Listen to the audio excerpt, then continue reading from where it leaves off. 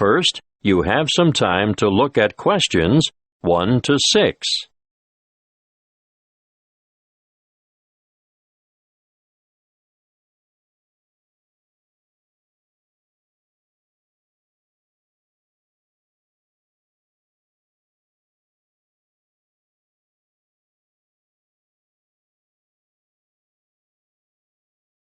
You will see that there is an example that has been done for you. On this occasion, only the conversation relating to this will be played first. Good afternoon. How can I help you? Good afternoon. I'd like to lodge a claim. Certainly. Name? Emily Jane Appleby. Appleby.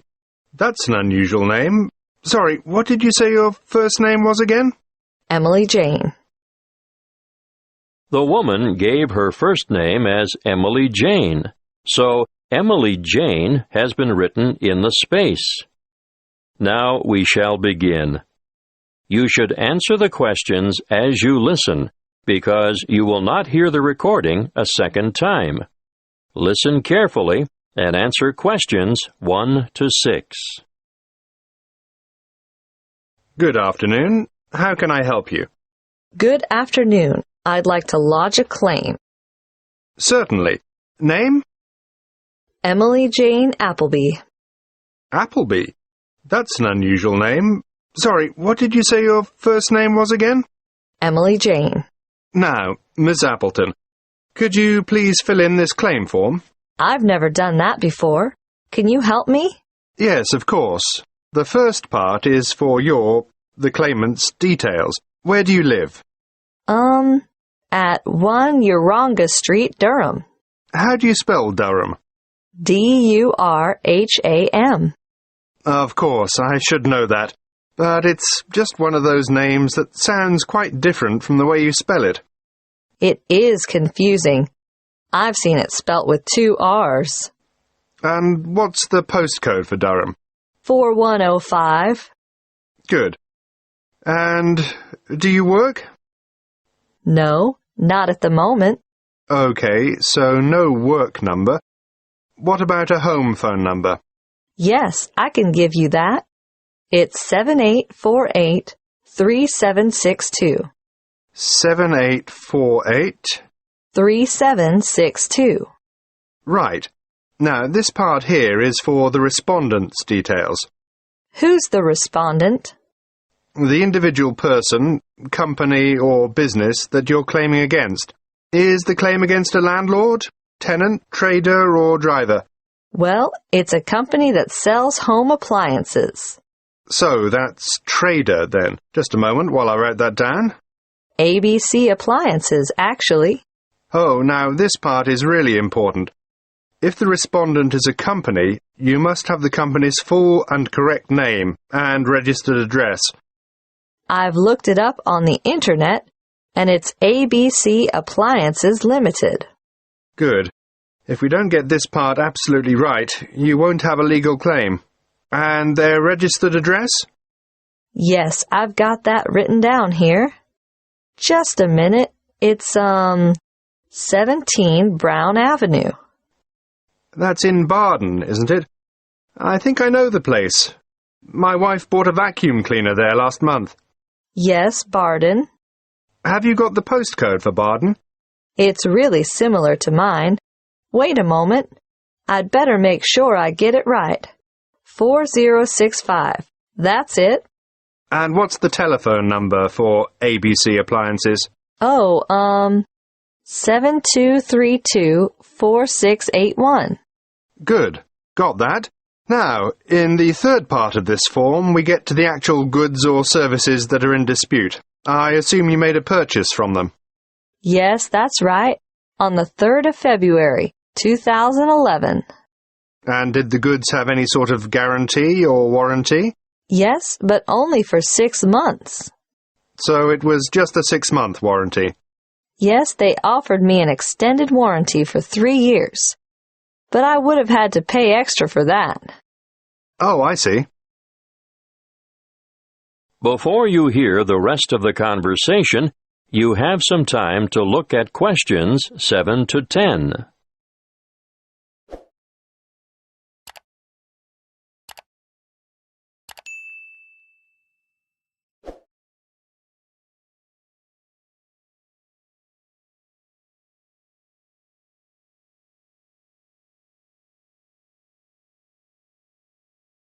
Now listen and answer questions 7 to 10. You'll need to give a full description of the goods involved, the nature of the defect or fault, and any other relevant particulars. So, tell me, what did you buy? I bought a washing machine. Yes, but what brand, model, and serial number? The brand name was Mallard, and it was the Whisper model. Serial number, just a moment. I've got the warranty papers in my bag. Yes, here it is. Serial number XY303. Great. Now I need to know how much you agreed to pay. It cost £1,000. Did you trade in your old machine? Yes, as a matter of fact, I did. Okay. Now, what were you given for the trade-in? £250. So, in actual fact, the purchase price you agreed on was £750. That's right. And they delivered the goods 2 days later, on the 5th of March, and picked up the trade-in at the same time. Now, think carefully about this next question. What did the respondents say about the quality of the goods, or the way they would perform? The salesman who served me at the appliance shop said, "The Mallard Whisper model has a much shorter cycle, so it uses less power. Oh," and he added, "and it will also use less water." Is that true? Well, partly. It does seem to use less water, but both the wash cycle and the rinse cycle go on for much longer than my old machine, so I don't see how it can use less electricity.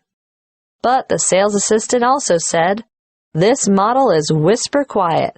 And is it? No, not at all. It's so noisy we can't hear the television in the next room.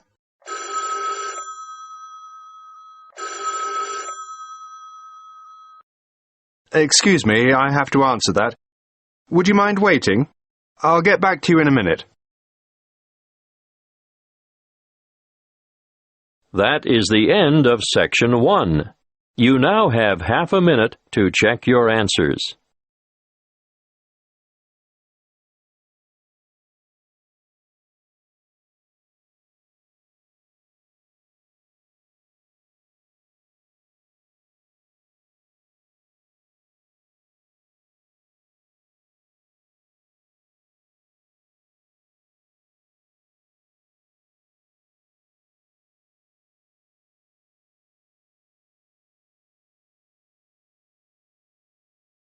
Now turn to Section 2.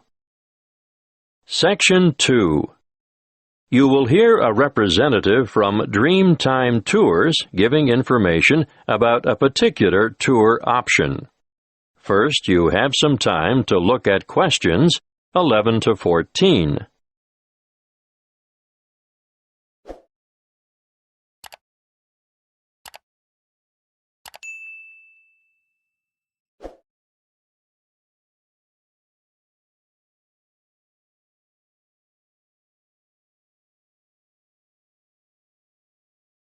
Listen carefully and answer questions 11 to 14.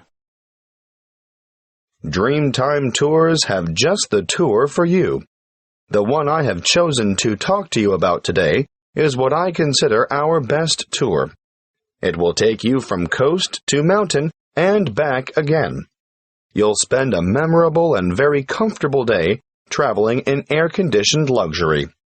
You'll see from our brochure that we have 4 pickup stops along the coast, and about 20 minutes after we pick up our last passenger for the day, we'll be stopping off briefly at a magnificent housing development, marina, and shopping complex. You'll be able to admire some of the most expensive and lavish houses on the coast. And here we'll take a quick walk around the waterfront. Now, despite its name, Hope Island, We can reach it without getting our feet wet or taking a boat ride. Hope Island is connected to the mainland by bridges. From there, we head inland to the beautiful Tambourine Mountain. You'll have time to browse in the many specialty shops, or you can sit and relax at a friendly outdoor cafe. We board the bus again and pass through an old timber milling town on our way to O'Reilly's Green Mountains.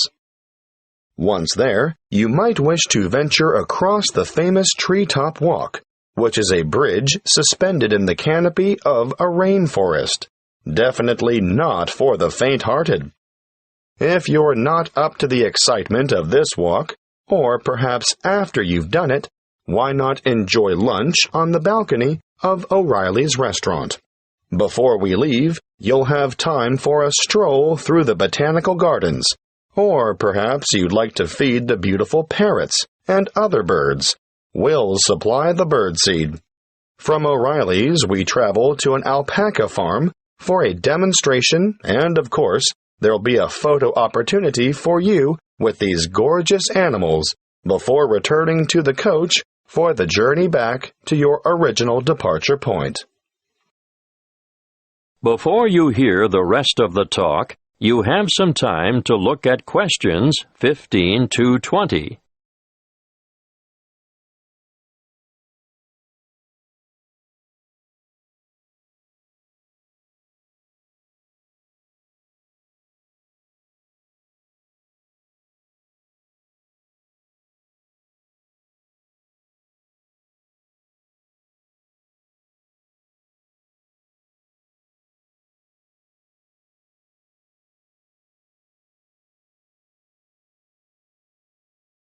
Now listen and answer questions 15 to 20.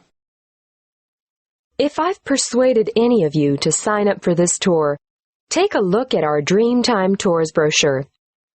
You'll see that you can book over the telephone, or you can make reservations through the reception desk. We generally have a member of staff manning the desk from 7:30 a.m. to 9 p.m. every day of the week. Don't hesitate to ask reception staff any questions that you might have about this tour or any other tour, and be sure to make it known if you have any special needs. We'll do our best to make your trip rewarding and worthwhile. If this is the tour you want, be sure to specify Green Mountain Tour, and note that these excursions are full-day tours on 3 days of the week only, Sunday, Monday, and Friday, although we're hoping to have a Saturday tour available by next year. You'll see that fares are extremely reasonable, with each adult paying just $37. Now, that's not bad for a trip of around 280 kilometers, is it? If you want to bring the family, obviously, the Family Pass is great value at $94. That includes 2 adults and 2 children. But if you're an older adult, over 65, in other words, a senior citizen, your fare is discounted too. You'll pay a bit less than the full adult rate. Please note the departure times. We adhere to these strictly. The coach will leave the southernmost point of Coolangatta at 10 to 8 sharp, travel through Burleigh, and on to Surfer's Paradise, which is our most popular pickup point, departing from there at 8:30 in the morning. At 8:45, we make our last pickup at Labrador. May I remind you to dress appropriately for the day? Ladies, no high heels, please.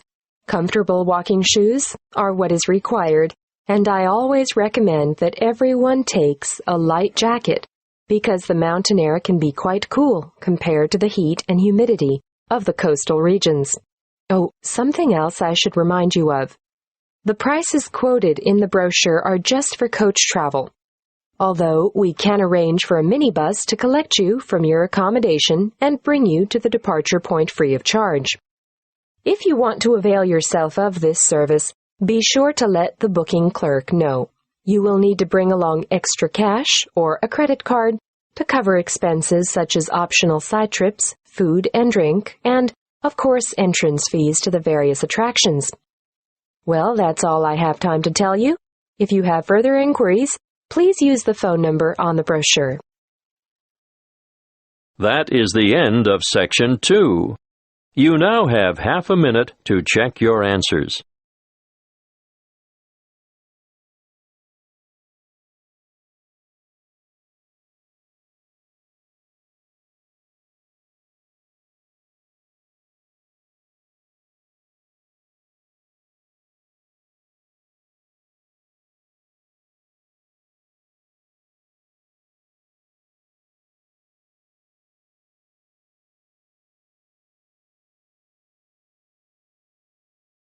Now, turn to Section 3, between two training college students and their liaison officer who is enrolling them in a volunteer program which provides English language support in a local secondary school.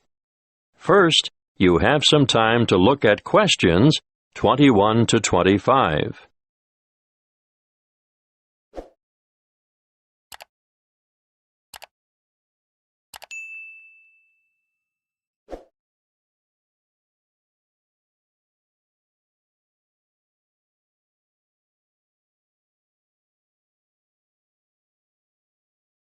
Listen carefully and answer questions 21 to 25.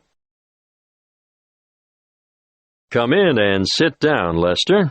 Sharon, I can see you're keen to know more. To start with, I'd just like to say that we value volunteers highly and recognize their importance and assistance in the provision of quality education. Thank you. We're looking forward to helping out. But what exactly can we do? Volunteers can undertake a range of tasks. In general, they enrich the English language program and complement the contributions of salaried staff members. Yes, but what would we do specifically? Oh, a variety of tasks. For instance, you can tutor individual students in reading. I thought that might be the case. But you can also help students edit their written responses. Great. Is that also a one-on-one activity? Oh, yes, definitely. But volunteers are also called on to assist in designated classes. And what exactly would we do there? Well, it depends on the class, of course, but usually you take on the role of an assistant. A teacher's assistant. Yes, that's it. Sounds like fun and good preparation for our own careers. Then, an enormous area of assistance is developing students' organizational skills. Yes, I can imagine that's why some of them are struggling in the first place. There's also the special needs unit. They always need volunteers there. But we have no training in special needs. That's not necessary. These students just really appreciate having any extra attention. Sometimes help with the simplest things, like holding a pen correctly. Well, that's something all able-bodied students should learn. I've noticed some of the strangest pen grips amongst my peers, and I'm sure they must end up with sore hand or shoulder muscles at the end of the day. Yes, I'm sure you're right. The other task I'd like you two to help out with is encouraging and improving the students' work ethic. Oh, I can't imagine that'll be easy. No, but it is important, and I can give you some training in that field. That'll be good. I should also point out that you'll be working alongside quality teachers at times who are not only caring role models, but excellent motivators. Well, we should learn a lot from them. Yes, the teachers you'll be assigned to are innovative and very responsive to the different needs of individual students. If that's true, they must be adept at a variety of teaching styles. Quite right. You know, part of my mission is to forge close partnerships between experienced teachers and trainees like yourselves. As far as I can see, everyone has something to gain from the exchange of information and skills, not just the students you're helping. Before you hear the rest of the conversation, you have some time to look at questions 26 to 30.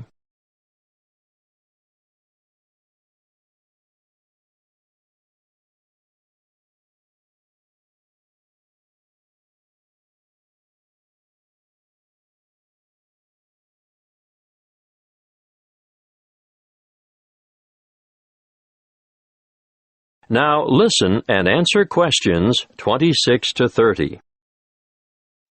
There are a number of interesting developments going on at the moment, and I've chosen you two because of your varied academic backgrounds. Now you, Sharon. I majored in business studies before I came to Teachers Training College. Yes, exactly. Well, I've always been more interested in science, marine biology in particular. Yes, I think it's quite exciting. The school you're going to assist at is augmenting the number of vocational learning experiences offered within its subjects. Educational philosophy these days seems to recognize the importance of increasing practical components in the curriculum. Areas of development being pursued include building and construction, agriculture, business education, and hospitality.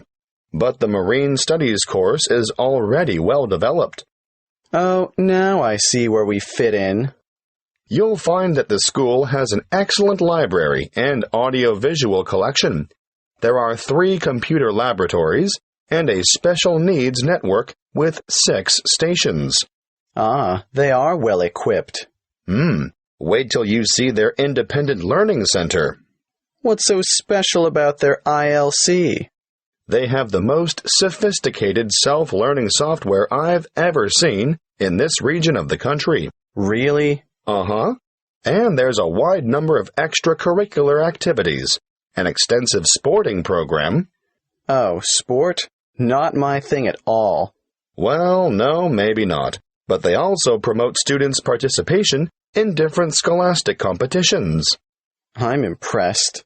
I think we're going to enjoy this. That is the end of Section 3. You now have half a minute to check your answers.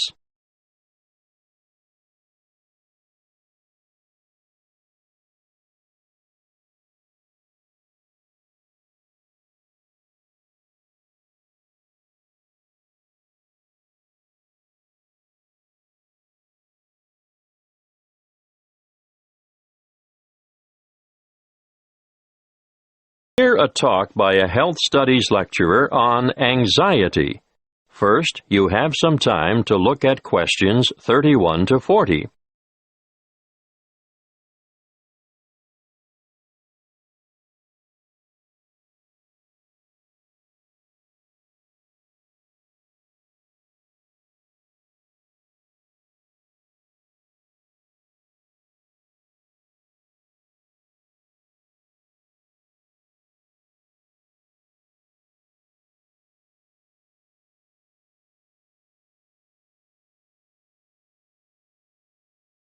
Listen carefully and answer questions 31 to 40. My talk today is on anxiety. Anxiety is something you've all experienced at some time in your life, so you'll know that it's an emotional condition in which feelings of dread, fear, and mental agitation predominate.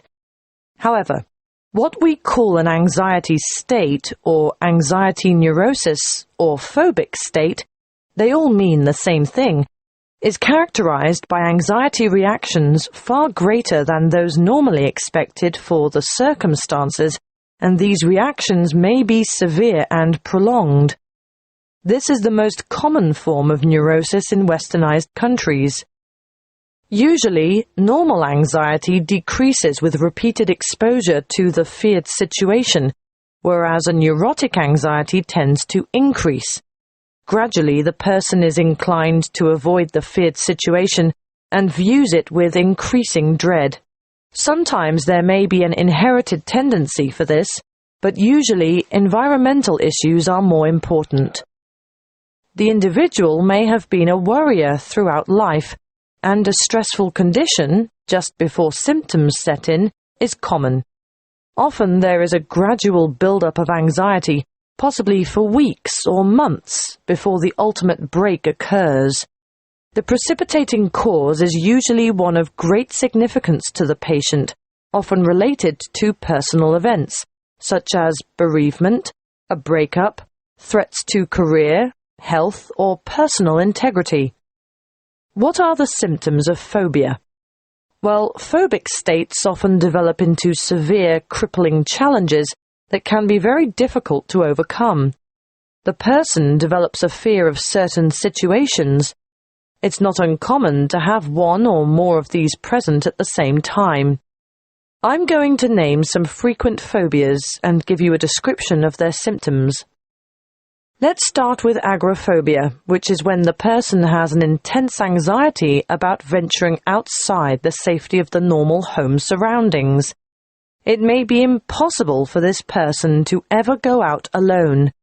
Their fear of public or open spaces is completely irrational, and they often end up leading very secluded lives. Claustrophobia, on the other hand, is a morbid fear of closed-in areas or places. If you see me taking the stairs instead of the lift, think about it. Am I trying to get more exercise, or am I trying to avoid the confined interior of the lift? And I'm sure you all know people who are afraid of flying. Sometimes it's the fear of being enclosed in the aeroplane itself, and you can imagine how the cramped confines of airline toilets are really bad news for these sufferers. Now I'll move on to discuss social phobia, which, believe it or not, is more common in men. It's an acute anxiety that develops when they are in the presence of others. They feel self-conscious, apprehensive, and embarrassed. If attention, real or imagined, is focused on the sufferer, he becomes uneasy and may blush, stammer, or stutter. Some sufferers even develop tremors, shaking or trembling movements of a part or parts of the body. Or another very common sign of their extreme discomfort is that they perspire profusely on their palms, under their arms, or on their feet. That brings me to the last one that I want to mention today, and that is single phobia. And no, it's not a fear of lifelong bachelorhood. This one is actually precipitated by an acute aversion to dogs, cats, spiders. You may have heard of the term arachnophobia. Well, it applies specifically to spiders, but any single thing can basically cause a strong aversion. Snakes, frogs, mice, or rats, for instance. I can assure you the list is unlimited. You name it, and someone is sure to have a phobia about it. Some people are terrified of the dark, for example, and I'm not talking about young children here. You'd be surprised how many adults are afflicted in this way. Well, I see our time is up. Next week I'll go into some of the treatments and therapies for phobias that have been used over the ages, and some of the relatively new drugs that have recently come on the scene. That is the end of Section 4. You now have half a minute to check your answers.